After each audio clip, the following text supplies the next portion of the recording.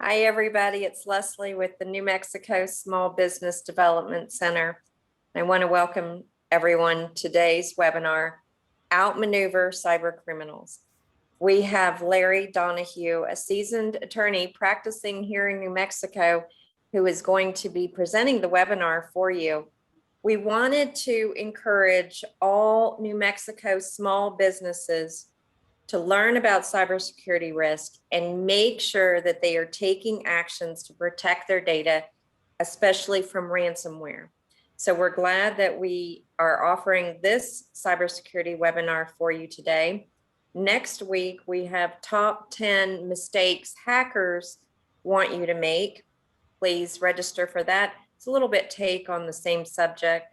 And then the following week, we have cybersecurity basics, a general outline for all small businesses. If you have any questions, please type it into the Q&A. We're kind of playing it by ear and see if we can address the questions as quickly as they come in, but also go ahead and put them in case we don't get to them, we can pick them up at the end. Thank you. Larry? Thank you, Leslie. I appreciate it. And hello, everyone. Thanks for joining us. Today, we're going to be talking about outmaneuvering cyber criminals and what that means. And before I begin, I just wanted to do a couple of quick initial issues. The first one is the slide you see in front of you. I want to remind you that the New Mexico SBDC has a number of really great resources available, including the webinar series. We will also make the presentation available to you if you're interested, and it'll have all the links in it and stuff like that. So you don't need to be writing stuff down or taking screenshots if that's what you want to do. Just contact SBDC and they will give you this presentation. My name is Larry Donahue. I'm a lawyer. I've been a lawyer for almost 30 years, not quite. And I also have some other unique background and experience that I'm going to talk about in just a second. But before I continue, let me remind you, mute your audio if you haven't done so. If you set your Zoom ratio to fit window, we found that that will sometimes have the best aspect ratio to make it easy for you to read the text and stuff that we have. I encourage you to ask questions. Please do so. Use the Q&A function, and I will try and get to the question immediately, or if I feel like it might be better towards the end or in another part of the presentation, I'll defer it. That doesn't mean I'm ignoring you. It just means that I'm trying to, fit the questions in within the right time frame of the presentation. And if it looks like I'm delaying things a little bit, it would help if you have the slide number so we can refer back to your question. So please do that. Today, we're talking about cybercrime. And, I'm making the assumption you're a business owner or you have something to do with managing or running a business. I'm assuming you don't have a federal laboratory or government entity or organization, although a lot of the concepts here will apply, but I didn't really write it for that. But we're going to talk about, what is cybercrime and then how do you quote unquote deal with it? And, I have bad news right off the bat. There is no one thing you can do. There is it's really a process. There's a number of things you have to do, and it depends on a lot of different factors, the type of business you have, the type of technology, the type of people. So what I'm going to do is define a high-level framework, an overall approach that, will help you address this. And maybe I'm being too presumptuous, but, as a fallible human being, if I'm presented with a huge problem that, it has a lot of different pieces to it and I don't understand half of it, I tend to put it off. I tend to delay it. And that's not what you can do here. And so what helps me is not operating with a blank page, but actually having some sort of initial outline, then I can start filling in the gaps. So I'm assuming that that's going to work for you. And that's how I did the presentation today. So I do want to warn you as well, I'm going to have very little specifics on specific programs and technologies you should use. And instead, we're going to talk about process and issues and contracts and relationships and how we make all of that stuff work together so we can fight cybercrime and outmaneuver the cyber criminals. The objectives is we're going to understand what cybercrime is. how to deal with the right approach. And then specifically, we have opportunity for the criminals. How do we minimize that?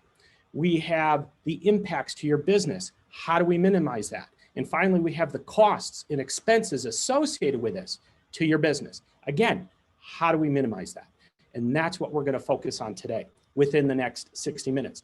Plus, I have some examples and backgrounds and stories that I'll try and weave into this as well. And if I speed through this and we have more time, I have some really interesting stories to share about cybercrime. And here's why. I used to be a secret informant for the FBI. And I don't advertise this. I don't put it in writing.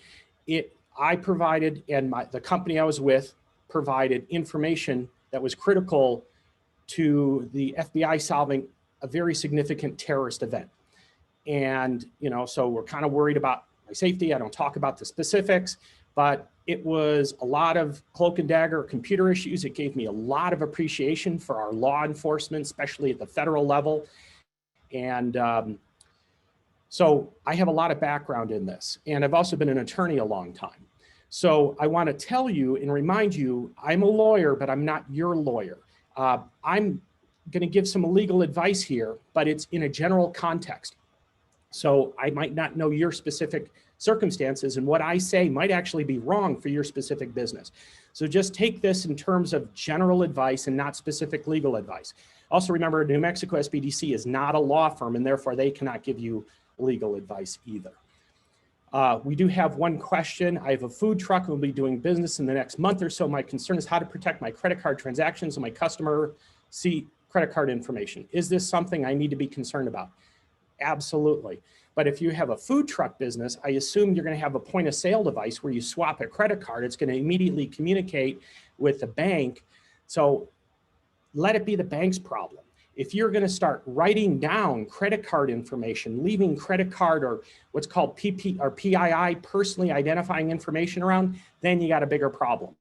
So I don't see simply accepting credit cards and swiping them with a POS or point of sale system as a super concern, although you should always be concerned with how you handle credit card information.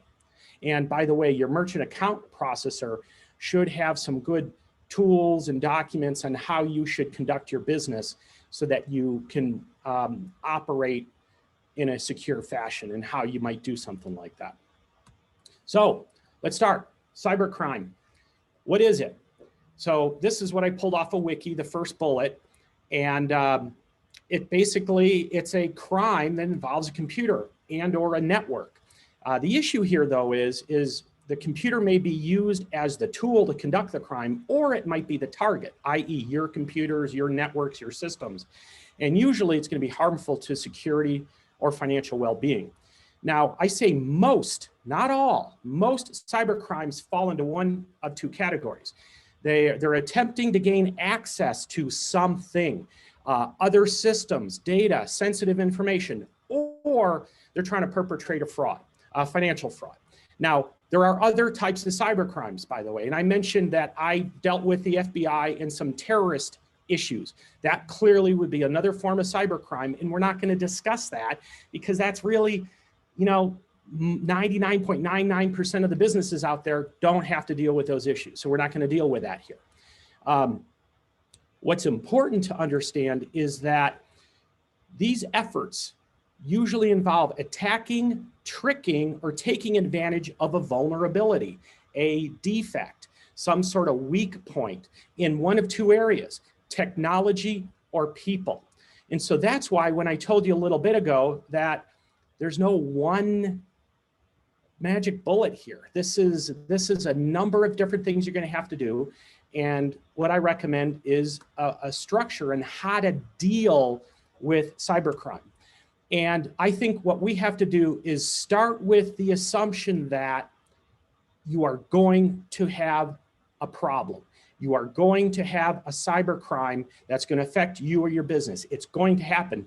And I have almost 40 years of technology and computer experience. I told you I worked with the FBI in I have had problems. So if I'm going to have problems, I promise you, you're going to have problems as well. So the goal here would be to minimize, one, the opportunity available for criminals. Two, the impact associated with when something like that happens. And then three, the cost. When it happens to, you don't want it to kill and sink your business. So how do we do those kinds of things?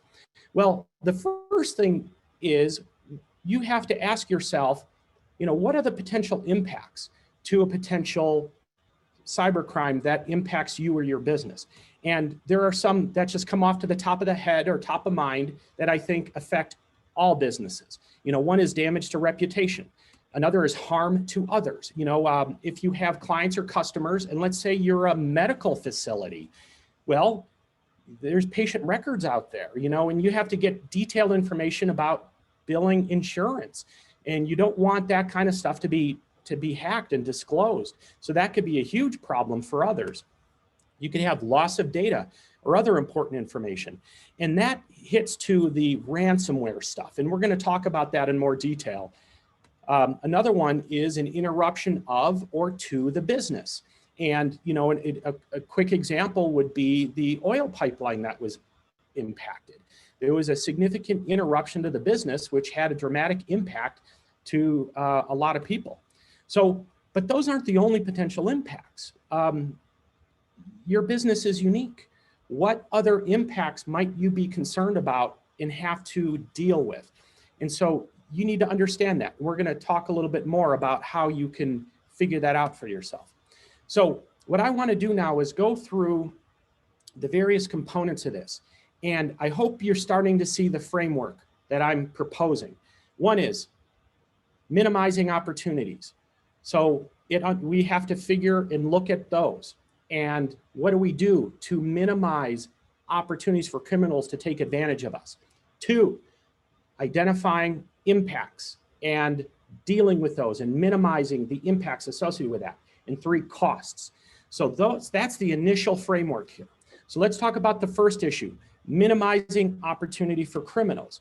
Really, and there's really one issue here, right? And that is hardening, it's a hard word for me to say, your vulnerabilities or your weak points.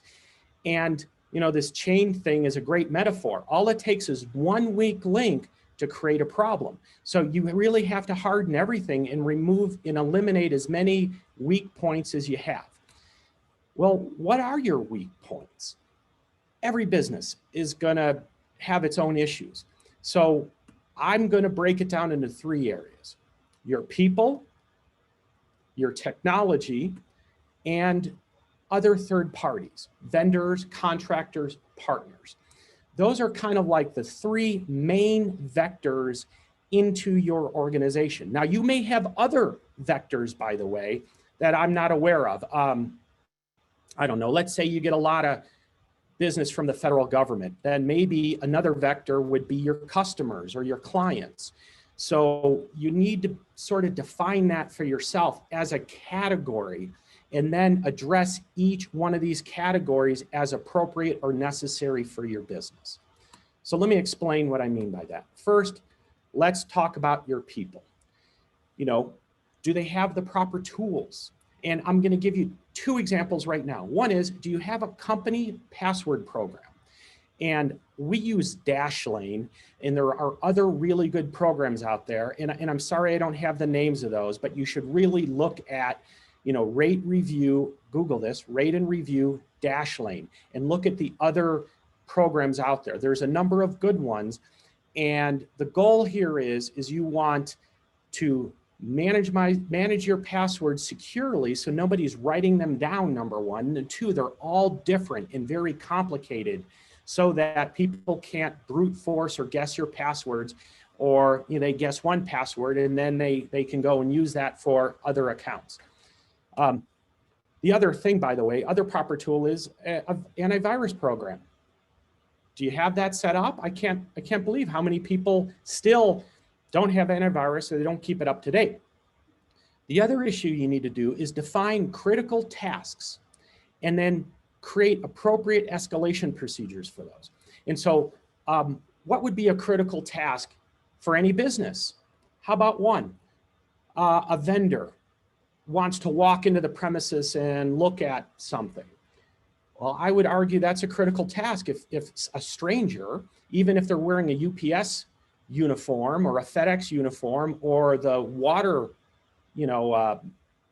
vendor wants to come into the back premises, you should probably have an escalation procedure for that. And so you don't have your front office staff, like a receptionist, who tends to be the lowest paid, lowest educated, least common denominator of a company making that decision.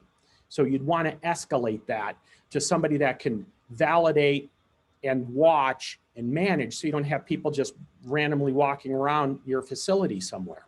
Now, I'm going to give you an example of where I got hacked. Let me rephrase that. My firm got hacked with this. I did not have the right critical process in place. So I'm a lawyer, I'm a law firm. I have conference rooms right by reception. I was in a conference room with a client, and our receptionist got either an email or a text claiming to be me, and that needed her to immediately go and buy a bunch of Apple gift certificates, and claimed that I wasn't available to give a credit card number, so she had to use her own credit card and that I would reimburse her. And I was in the next room. My receptionist was so upset about all this, she went and did exactly what was asked in the email, thinking it was me, forgetting that I was in the conference room next door.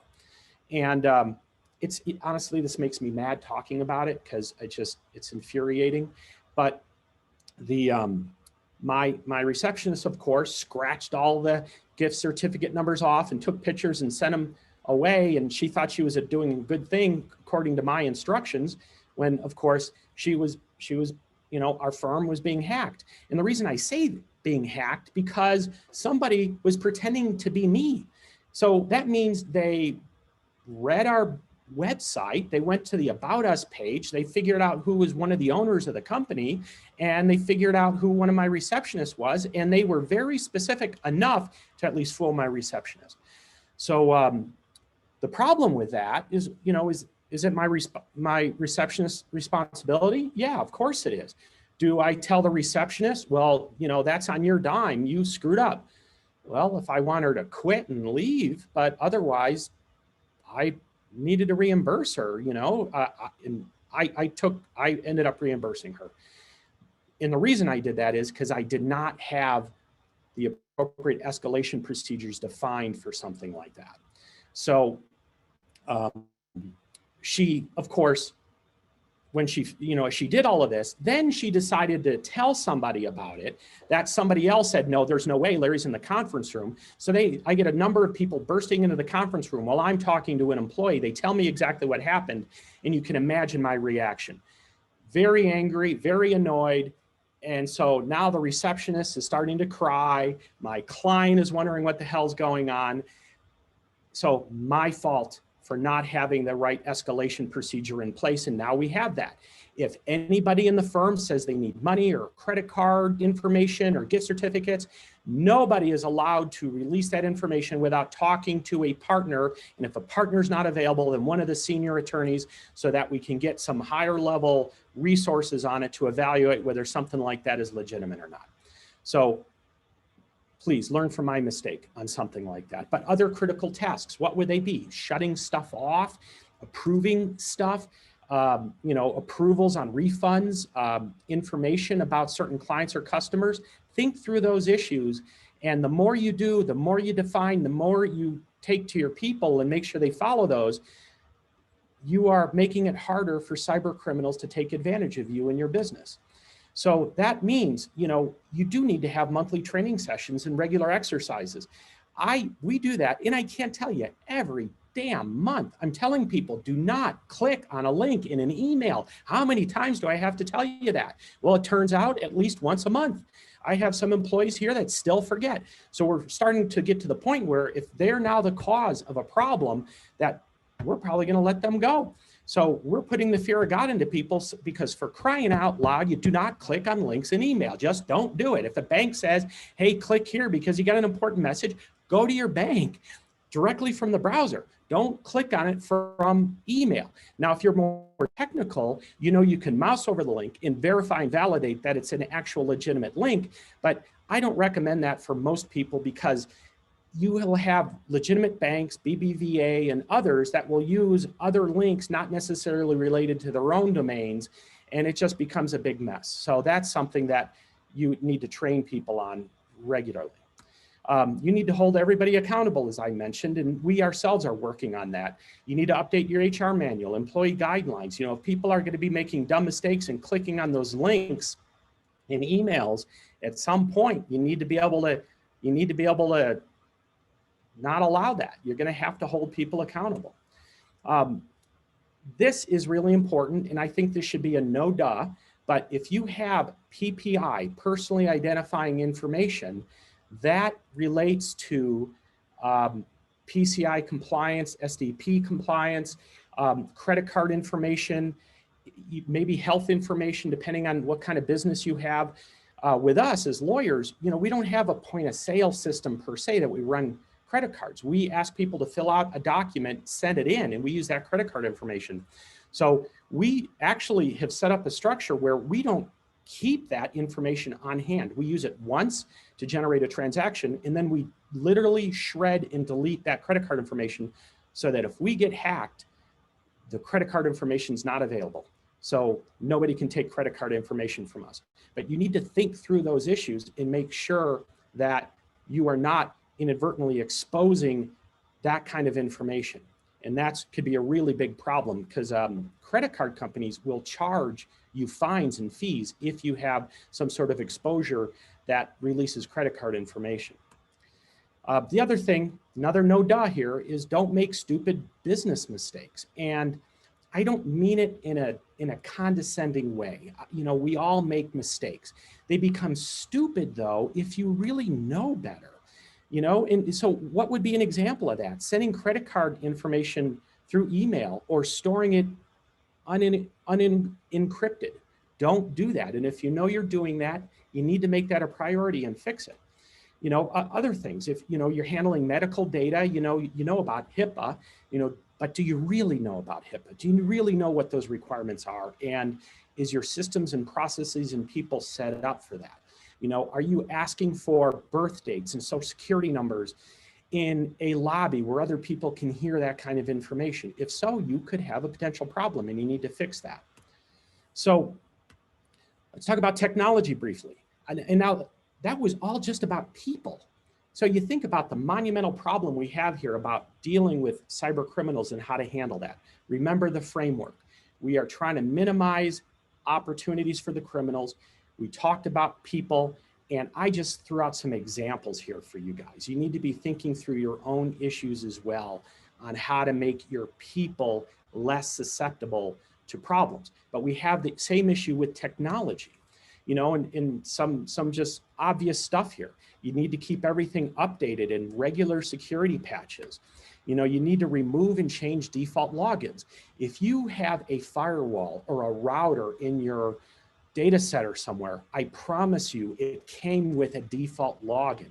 It's going to say something like admin or administrator or system, and then it's going to have a default password. That default password is going to be password, it's going to be nothing, or it might be the same thing as the name, admin, administrator, or password. So I just took 10 seconds to give you the combinations of things that hackers are going to immediately try when they sense something from the outside coming in. So you have to change those things immediately, and you got to enforce your people to do that as well. Now, the other thing is, and I promise you, very few businesses and people seem to do this, but you have to change your passwords regularly, especially for the important accounts and systems that you use. You also have to do that when turnover occurs. Now, I get people telling me, well, I trust so-and-so. And, you know, my answer is, so what? This isn't about trusting somebody. That somebody can get hacked themselves. And I had this crazy thing with a family member. They ended up getting hacked on their computer because they clicked on a stupid program that a family member emailed them. And their answer was, well, I trust so-and-so.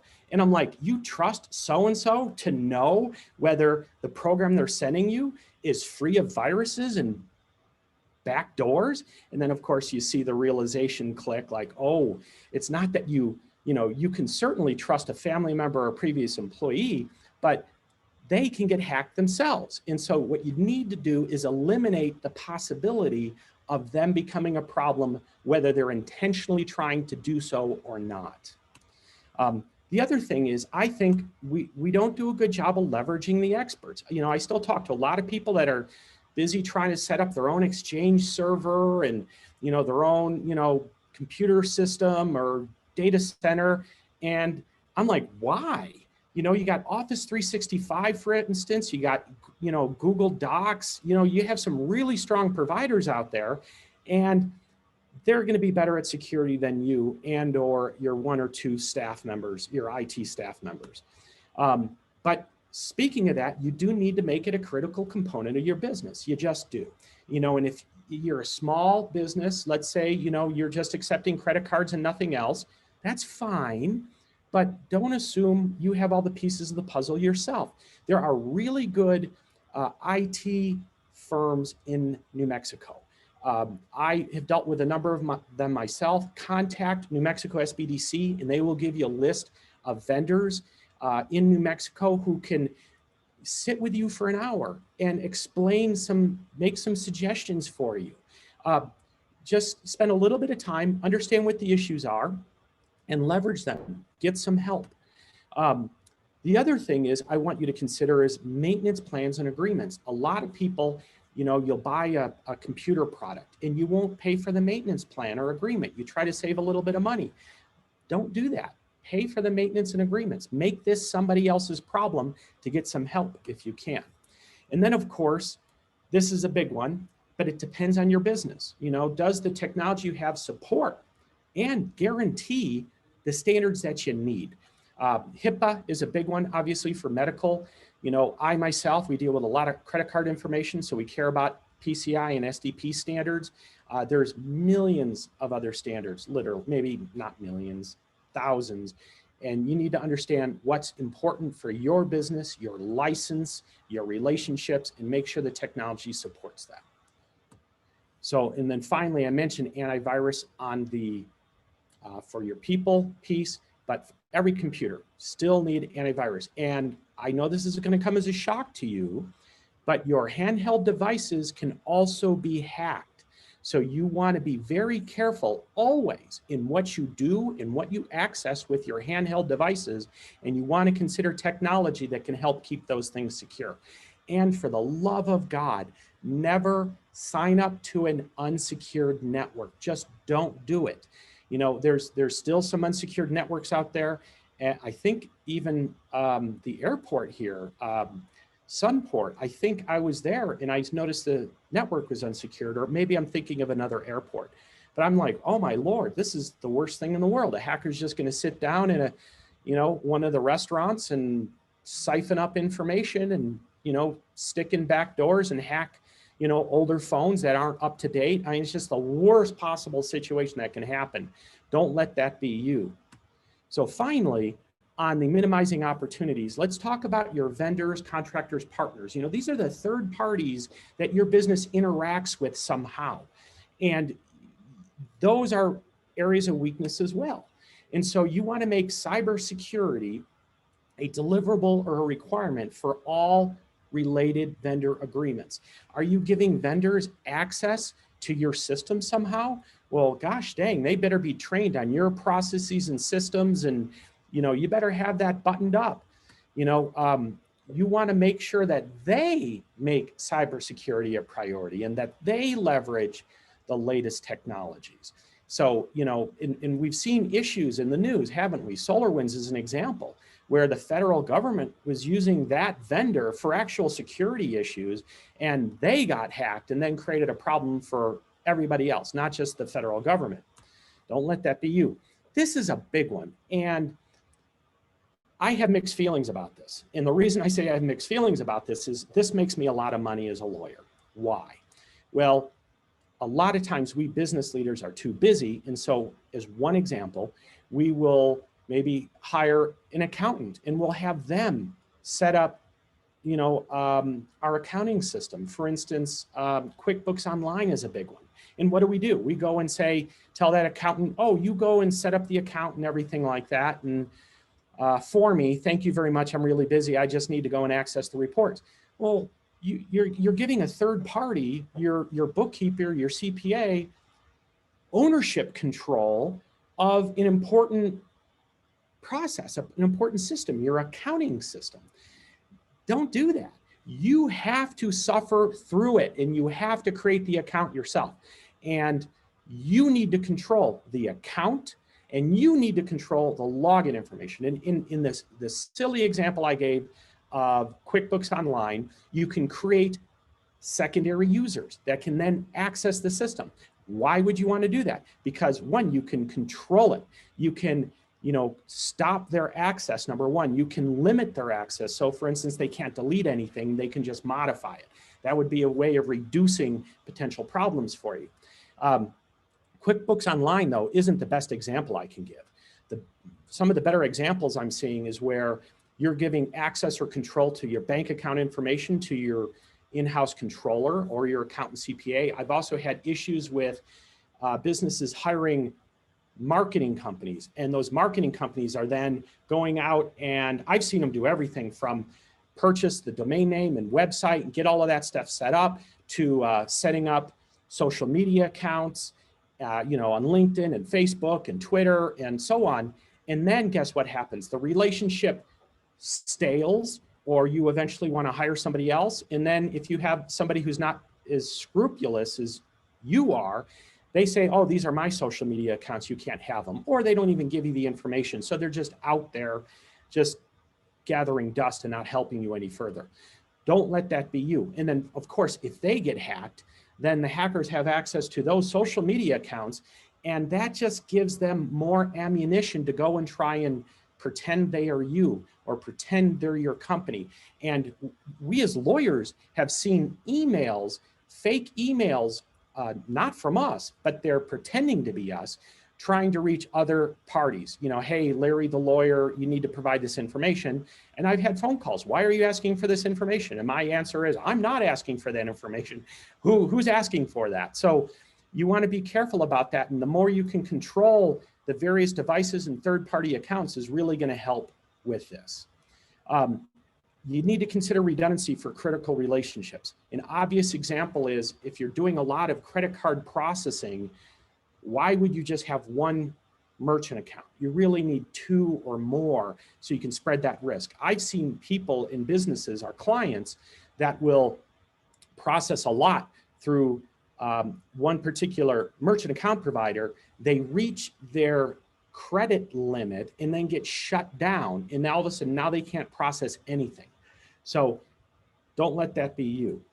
The other thing is, and this is really important, the contracts and agreements that you have with these third parties, if you're relying on them to protect you, well, shouldn't it say that in the contract? And better yet, if they screw it up and it costs you money, shouldn't they indemnify you, hold you harmless? I mean, that just seems basic to me. And I think a lot of times we overlook that when we sign contracts and form relationships with these third parties. So now let's talk about the second element that I raised in our framework. The first one was hardening the weak points, making it harder for cyber criminals to take advantage of us. The next piece to the framework is minimizing impact. If we are hacked, and let's assume we're going to be hacked, how do we minimize the impacts to that? Well, the first step of that, actually there's two steps to this. First is to identify the potential impacts to your business. And then two, take steps to minimize those impacts. And let me explain what I mean. But before I do, this is where it really depends on the kind of business you have. For example, we lawyers, we care a lot about the files we use and client confidentiality. We care a lot about that. But consider like an oil pipeline or utility. They probably care less about files and client confidentiality, and they care a lot more about, I put it here, things that go boom. You know, they're dealing with possibly hazardous chemicals, expensive equipment. And so they want to, maintain uninterrupted service. And of course, they don't want anything to go boom somewhere. So there's very different aspects to what the impacts could be, and we have to define those. So all I can do is talk about high-level general concepts. I want you to understand and be clear that this isn't everything, and some of this may not apply to your business. So I'm just trying to give you examples to stimulate the thinking and how you might apply this to your business. But damages to reputation, how might you minimize those? One obvious one is to make sure all your contracts, including the vendor agreements with the third parties, your employees, your contractors, they have confidentiality clauses. You know, if something happens, you don't want them blabbing around. You want to control the narrative. You want to control what information gets out there and to whom. Another one is manage expectations. You know, don't make promises you can't keep. You know, for instance, I'm a lawyer, and client confidentiality is critical. We do this thing called anonymous LLCs. People don't want public information released on the internet, but I don't promise them 100% effectiveness. I can't. They could make mistakes. We could make mistakes. We could get hacked. So we qualify, what we can do. So at least people know, that, if you want to spend $1 million, maybe we'll lock something up in a vault, but otherwise there are risks to doing business with us. I always recommend getting ahead of the problem. So if a problem does occur, you have to take charge, communicate, and remediate ASAP. Don't wait. Don't wait a day. Don't wait a week. You got to make that a #1 problem or a #1 priority when a cyber crime happens. And then finally, this goes along with a no-duh thing again. You don't want to violate the law, and you don't want to violate your contractual duties. So, what does that mean? Well, I told you earlier what I want you to do to your third-party relationships in terms of indemnities. Well, did they do that to you? And did you inadvertently sign a contract that says, hey, you're going to indemnify them if something happens? So you better be aware of what your requirements are within the contracts and make sure you meet those. And some contracts require notice. So if something happens, they want to know about it. And so you make sure you know what that is and put that into your key processes or critical processes. Harm to others. We talked about reputation, but now what about harm to others? How can you minimize that? Well, reduce single points of failure is one obvious thing. Critical processes should, consider having more than one person's approval or review. Important documents and information, maybe don't throw them all in one drive and directory. Maybe split it out into different directories. What we do, we actually use several different vendors. We use Dropbox, we use OneDrive, and we will put certain types of documents in Dropbox, other types of documents in OneDrive. And the reason we do that is if there's a problem, at least it doesn't totally kill the business. It just half kills the business. So think about how you could do stuff like that. We use real-time dashboards in summaries, and they can flag potential problem areas if that's an opportunity for your business, depending on what you're doing. Building redundancy is always critical and important, and checks and balances within your business and structure to help identify problems and remediate quickly will help you do that as well. The goal here is and I didn't talk about this yet because it really varies in how you end up doing this. But there is an issue of detection. Can you detect when you're hacked? And so that might be a critical process for you as well. And so then that would be something you would also have to make a priority, is figuring out how to detect when there might be a problem. Finally, well, not finally, we got a couple of more, but let's talk about ransomware briefly. Ransomware is where they get access to your systems and files, and then they encrypt it. And then they say, we'll give you the key if you go and send us some Bitcoin somewhere. How does ransomware happen? Well, it happens because usually one of your employees or computers that has access to sensitive information gets hacked. And then they run a program that automatically goes and encrypts all those files. It's becoming very commonplace, unfortunately. Now, I've known about ransomware for a long time, and we built that into our systems a long time ago. And guess what? We got ransomware ourselves. It was about 2 weeks ago. And what happened was one of my lawyers did what they're not supposed to do and click on a damn link in email, which then enabled them to get hacked. And fortunately, we segment our data so lawyers only have access to the data that relates to their cases, number one. And then two, we noticed that there was a program, so we had detection in place that was sequentially accessing every file in this lawyer's folders. So we were able to figure out what was going on with a couple of hours. And so we shut down that guy's computer, and then we had a good number of files that were ransomware or encrypted. But fortunately, we have a version control, which means every time we make a change to a file, a new copy of it is automatically created. So the latest copy was encrypted, but the earlier copy wasn't. However, we found out that the version control wasn't working for OneDrive. Now, we've tested it in the past and it did work, and then it stopped working somewhere between our last test previous month or so and when we got ransomware. So we lost the version control for these files. However, we also make backups. So we were able to then go to a backup and extract the old files and just delete all the ransomware files.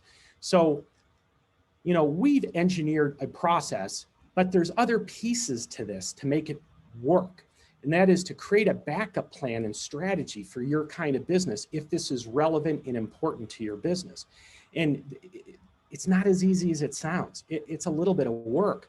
You got to decide, you know, how frequently and how far back you should hold on to backups. Let me give you an example. You have an important file and you worked on it today and it gets backed up today. Great. And then you don't work on it anymore. It's still important, but you don't work on it anymore. So now, you know, do you have an infinite storage where it makes backups every day and saves every backup of every day in perpetuity? No, most people don't. What'll end up happening is you'll have most people do backups every day for a week, and then they'll do weekly backups, and then they'll do monthly backups, and then they're done. And then they'll go and either delete those old backups or, you know, they'll put them to offline storage, but we only have so many tapes, and then we recycle tapes and we get rid of the old tapes. So you could easily lose a very important file in your backup processes if you're not careful, if you don't think through those kinds of issues.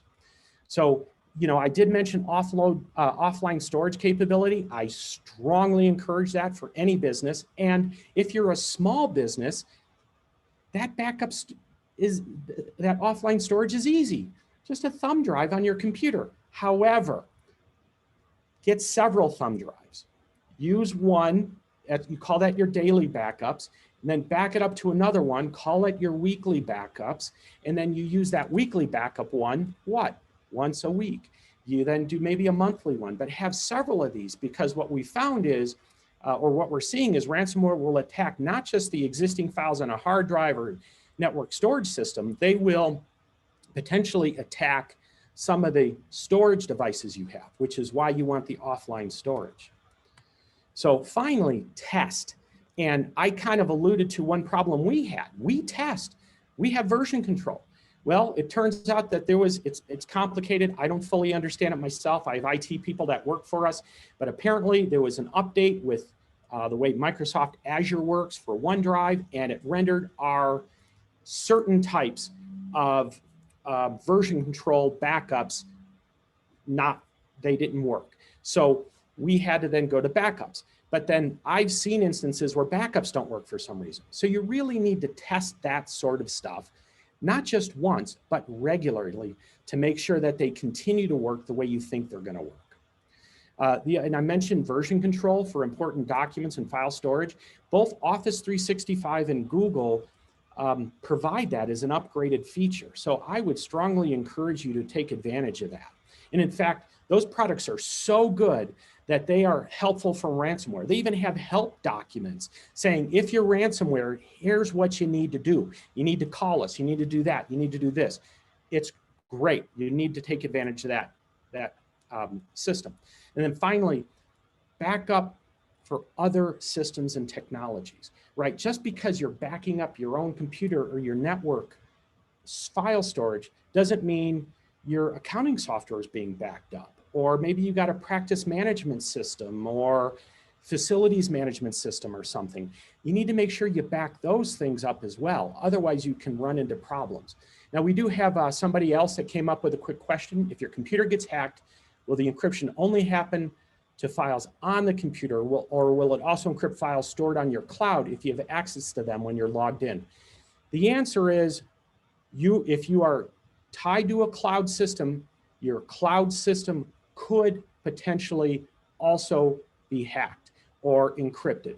It's not a for sure thing. It depends on the sophistication of the ransomware software, number one, and it also depends on how obfuscated access to your online data is. So it is a possibility. Fine. We did have a question come through in chat, and I'm not sure if you had gotten to this question. Oh, I didn't see that one. I'm sorry. If you can check, can you check chat and see if that's a question that you want to tell everyone? Or yes, Greta asks, can you discuss PCI compliance and how much we should pay for it? I understand we need to have this. Is it from online transactions or all transactions? Do merchant services charge for the service? So there's two issues here. PCI compliance is required by all merchants. Merchants are anybody who accepts credit cards, and they have different tiers depending on how much credit card transactions or processing you're doing in a given period of time. Usually, I think it's a year. It's been a little while since I've looked at the standards. So if you're a really small business, you're usually going to be in the smallest tier, but that still requires an audit, an outside audit. And yes, you have to pay for that, but it's usually very inexpensive and they get it done. But if there's a problem, you have to remediate that. Otherwise, they will then upcharge you for the lack of compliance. So you want to try and maintain PCI compliance. If you're a larger merchant where you're processing, millions of dollars in credit card transactions, then there's much more onerous requirements and procedures on how to maintain PCI compliance. And then you actually have to pay for auditing firms to do that. So that is something you need to take seriously. And then also you need to look at your merchant account invoice and statement very carefully to see if they're starting to tack on charges. And you're going to see it in a couple of ways. One is you're going to see they're going to actual non-compliance fees, which could be pretty significant. But two, they will increase the discount rates that they're charging the business. And so you might see a significant increase in your credit card processing bill if you're not compliant with PCI. So let me keep marching here. We're getting close to out of time, but I want to bring up interruption issues. So that's the business is being interrupted for some reason, and pretty much everything I talked about applies here. The big issue is business continuity planning. If you haven't done that, you probably need to do it or start thinking about it and doing it within the context of cybersecurity, as well as other issues that might happen to your business. So finally, I'm almost done with my talk. We're going to talk about minimizing costs. And I think there's two issues here. One is reducing the long-term costs and expenses associated with cybersecurity in general, how to maintain it. And then the second one, the obvious one is, what do you do when you are hit with a cybercrime? How do you reduce the expenses associated with that? So number one is, minimizing the long-term costs.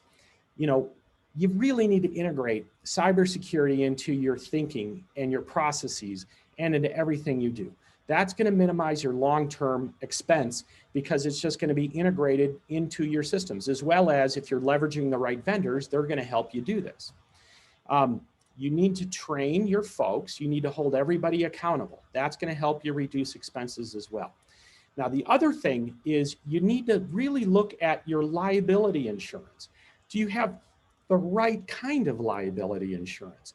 And it's kind of interesting, right? Just because the harm or damage to your company is through the internet or through a computer doesn't necessarily mean it's, you know, cyber coverage. And we're going to talk about that just for a quick second. But if you were to get hacked and somebody steals a bunch of credit card information, well, that's a liability. You can expect you're going to have customers or clients possibly suing your business, number one.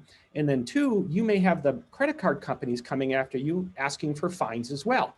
So you want to look at your liability insurance, see if you have the appropriate umbrella coverage or potential general liability, or if you have specific liability categories depending on the type of business. So you want to make sure you have the right coverage to cover a significant harm that occurs to a third party, clients, customers, vendors, and others. The other thing then is on the expense recovery side when you are hacked, and that is cyber insurance. Now, cyber insurance tends to be pretty darn specific, and you really have to look at what they are and are not insuring, just like you have to do with your regular insurance. And specifically, what you want to look is the disclosure statement, and you want to look at the exceptions. What are they insuring and what are they not insuring? And that will help you understand whether you have the right coverage or not. Cyber insurance, at least the plan that we have as a business, addresses a couple of things. One is if we are ransomware and we have to go through some sort of expense associated with that, they will reimburse us within reason, within certain parameters. They're not going to reimburse us if we send $1 million of Bitcoin to somebody. They will reimburse us if we have to hire a security firm that help us recover our files. They also help us if we have credit card theft issues. They will cover that for us, at least for our online sales, not our offline stuff. So that is what we chose to do, and you really need to look at the policy or policies to make sure that you get the right coverage from that, so that if you do have a problem, then at least you won't be financially devastated. Now, I will tell you that there's also business interruption insurance. So if you're in the kind of business where if you're cyber attacked or hacked and that disrupts and closes your business or prevents you from generating revenue while you solve the problem, that's business interruption, and that's a separate insurance plan. And if that's a possibility for you, it's something you definitely want to look into. And so with all of that, that is my presentation, and I'm going to take it to questions and answers. Do we have any questions we can answer for people?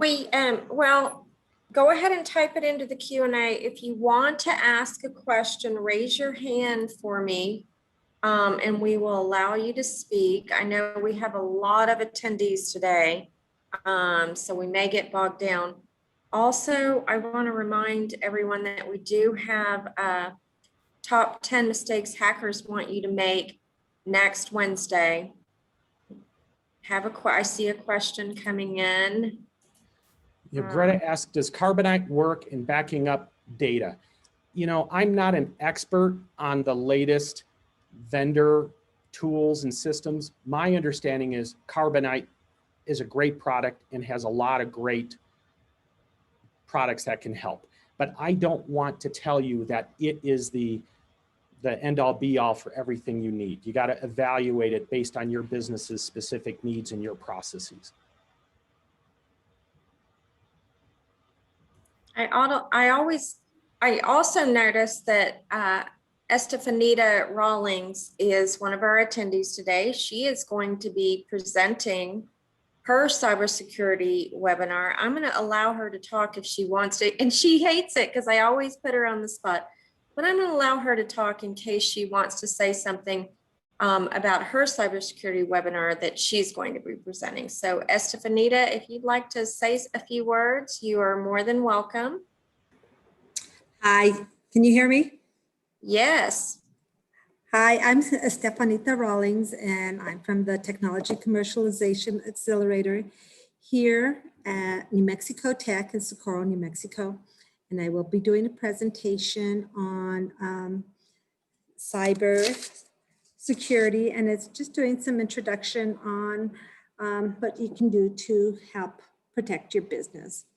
So we'll just talk about backing up your data, just mostly a lot of stuff like Larry's talking about, but his presentation was very good. So do come to my class. It's, what is it, Tuesday, the 26th? It's Tuesday, the 29th at 10 a.m.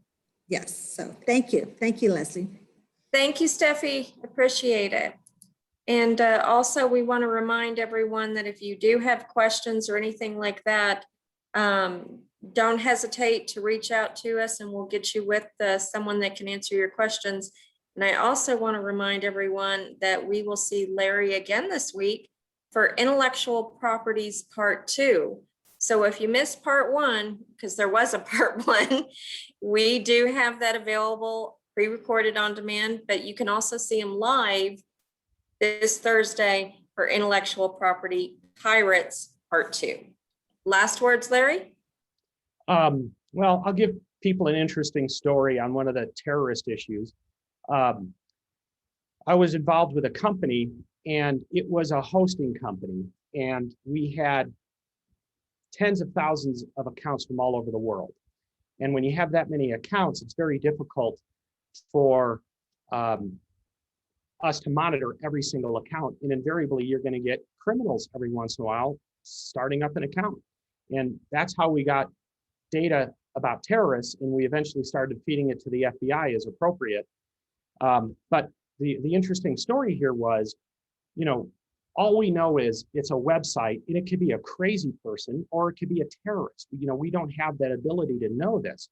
And this is why I really started developing an affinity for our law enforcement, especially the FBI. They're just brilliant people. So when we'd find a potential problem, we would let the FBI know and they would evaluate it. And some stuff that would look pretty significant to us, they could care less about. And other stuff that we weren't sure about was critical. And there was one time it was so critical, they literally shut down the Albuquerque airport for an hour, had a huge, I haven't seen so many, police cars in my life. They literally copied the data onto a CD. And then instead of passing it over the internet, I don't know why they did this, but they literally put it in the car, sped off to the airport, put it on the plane that was on the tarmac that shut down the whole darn airport, and then took off for Washington for some reason. So it's just, what the FBI told me was there are so many things going on relating to terrorism and cyber that there's a lot of things we don't know. And those brave men and women are putting their lives on the line, and they are solving problems that we will never know about. And there's different companies and people throughout the world that are contributing and providing information. It's like an entire nother world out there with what's going on. But fascinating stuff. So we do have one more question from David, by the way. He gets credit card information on forms and they shred the forms once used.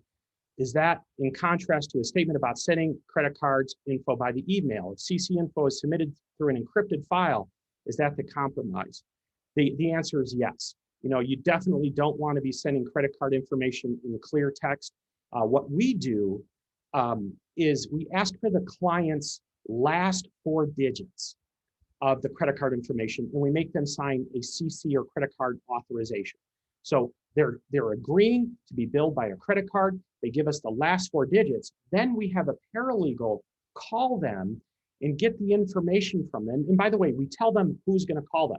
So it's not some random person. They know exactly who's going to call and when and why.